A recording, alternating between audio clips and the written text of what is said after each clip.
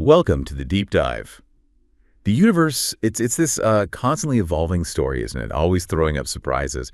And today we're diving into something really profound, I think, kind of cosmic birth that might just change how we think about galaxies growing.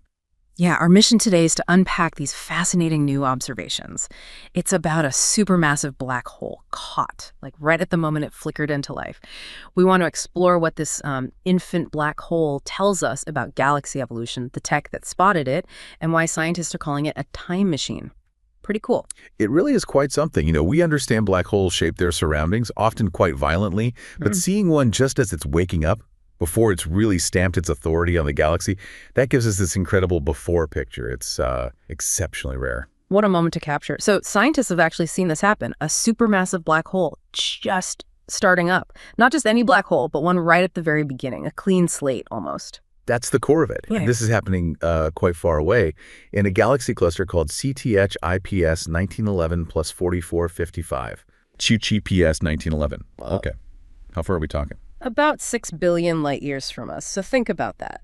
We're seeing light from 6 billion years ago capturing this specific fleeting event. Wow. That's mind-boggling, the challenge. Exactly. It is incredibly rare. Francesco Ubertosi, one of the researchers, put it nicely. This is like watching a sleeping giant wake up. And the key thing, the really significant part, is seeing it before it's managed to reshape its environment through what we call black hole feedback. Okay, black hole feedback. Can you quickly unpack that for us? Sure. It's basically how these huge black holes push back. Their energy output, jets and winds, they push gas around, heat it up, influence star formation, even the galaxy's growth. Seeing this one before all that happens, that's the unique insight. We get to see the initial conditions. Got it. And you mentioned the tech. How did we even see this? From 6 billion light years away. Well, that required some serious hardware. Two main players. The Very Long Baseline Array, the VLBA, and the Very Large Array, or VLA. Really powerful radio telescopes. Okay, VLBA and VLA. So this infant black hole, when you say infant, what does that mean?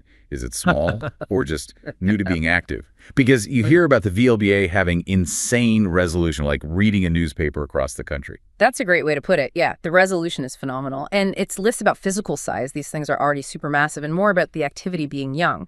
The VLBA let them map the jets, the streams of energy shooting out, and they're tiny. Tiny how? They only stretch about 30 parsecs from the core. That's roughly 100 light years, which sounds big, maybe, but compare that to mature black hole jets. Which can be. Tens of thousands of parsecs long, stretching way out into intergalactic space. So 100 light years, that's brand new, really just starting. Okay, so the jets are small. How else do we know it's young? You mentioned its radio spectrum. Right. The radio light it emits has a specific shape, what astronomers call a peaked profile. A peaked profile. What does that signal? It's a classic sign of a very young radio galaxy. It tells us the jets are still kind of bottled up, pushing against the dense gas right around the black hole. They haven't broken free yet. Based on that spectrum, they estimate the jets are only about 1,000 years old. Cosmically speaking, that's the blink of an eye. Only 1,000 years. Wow. Yeah.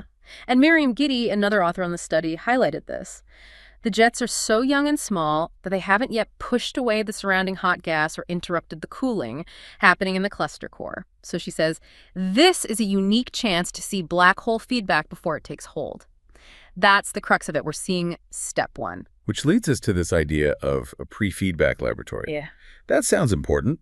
Most studies look at black holes that have been active for ages. Exactly. Usually we study systems where the black hole has been going for millions of years. You see these huge cavities or bubbles blown into the surrounding gas, everything heated up. The feedback is already well established. But CHBS 1911 is different. It's clean. It's pristine in a way. That's the pre-feedback significance. We can study the process before the black hole dramatically changes things. And the conditions right at the heart of this cluster were, well, perfect for waking it up. The gas there had low entropy and short cooling times. Okay, break that down. Low entropy, short cooling times. Low entropy basically means the gas was dense, orderly, not puffed up, and chaotic. Short cooling times mean it was losing heat very quickly. Put those together and you have dense gas cooling rapidly, making it easy for gravity to pull it down towards the central black hole. Perfect fuel. So the conditions were ripe for the black hole to start feeding again. Precisely. Pasquale Temi from NASA Ames suggested this might be the smoking gun for how these giants get triggered. That efficient cooling could literally be the spark. That makes sense. But here's something that surprised me. Even before the black hole woke up, this galaxy was apparently a huge star factory. Oh, absolutely. It's one of the most surprising parts. CHPS 1911 was already churning out stars like crazy. We're talking 140 to 190 solar masses worth of stars every single year. 140 to 190. Yeah. Compared to the Milky Way. Our Milky Way makes maybe 1 or 2 solar masses per year. So this thing was forming stars over 100 times faster. It's among the most rapid star-forming galaxies found at the center of a cluster. How did they confirm that? Well, the VLA, with its sensitivity, picked up this faint radio emission, like little whiskers, that perfectly matched where the Hubble Space Telescope saw intense star formation. It nailed it. Okay, so massive star formation first, then the black hole wakes up. What does that mean for how we think these things work together?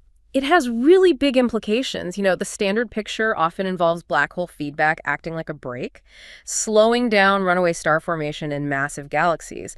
But most of that evidence comes from systems where the black hole has been active for ages. Here, the black hole is just starting after the starburst was already raging. So it flips the script a bit. It might, yeah. As Ubertosi put it, GETS 1911 plus 4455 may show a different flavor of black hole feedback. It complicates the simple picture of coevolution. There's also speculation that maybe a recent galaxy merger in the cluster helped enhance that gas cooling we talked about, which then fueled both the starburst and woke up the black hole. It's complex. It really sounds like a puzzle where the pieces are just starting to come together. And the technology, getting both the tiny jets and the big picture, must have been tough. Definitely a technological feat. It relied on combining the strengths of the 2 telescopes. Yeah. The VLBA gave that ultra-sharp vision for the tiny parsec-scale jets right at the core. Like the newspaper in LA from New York View. Exactly, that kind of precision. Yeah. But then you need the VLA, which is more sensitive to fainter, more spread-out radio light, to see the context, the star formation happening across the galaxy, the faint whiskers. So one gave the zoom, the other gave the wide angle. A good analogy, yes. And observing across a broad range of radio frequencies from 320 megahertz up to 5 gigahertz, that was crucial too. That broad spectrum is what allowed them to measure that peaked profile and nail down the age as being extremely young, just around 1,000 years. It gives you the whole energy signature.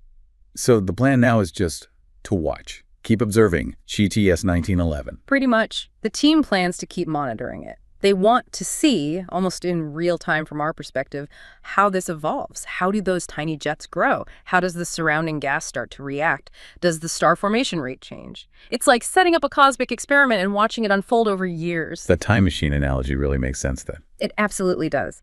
Ubertosi said, instead of only studying the aftermath, we can now watch the process unfold, seeing how these cosmic giants first begin to sculpt their environments. And they're not just stopping here.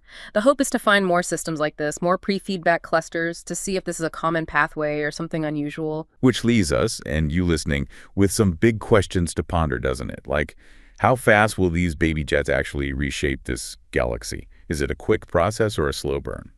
Yeah, and are galaxy mergers a common trigger? Is that the main way dormant black holes get woken up across the universe? We see mergers, but connecting them directly to the ignition, this helps. And what does this tell us about the grand life cycle of galaxy clusters over billions of years? How pivotal are these early feedback stages? Lots to think about. Definitely. This deep dive really gives you a front row seat, doesn't it, to one of the most powerful processes in the cosmos right as the curtain goes up. It just reminds you how dynamic everything out there is. It certainly does. And maybe a final thought for you is just how much we're still figuring out about this incredible dance between galaxies and the black holes at their hearts. Discoveries like CHPS 1911, they're not just confirming theories, they're opening entirely new chapters, revealing the universe's drama in ways we couldn't have imagined just a few years ago.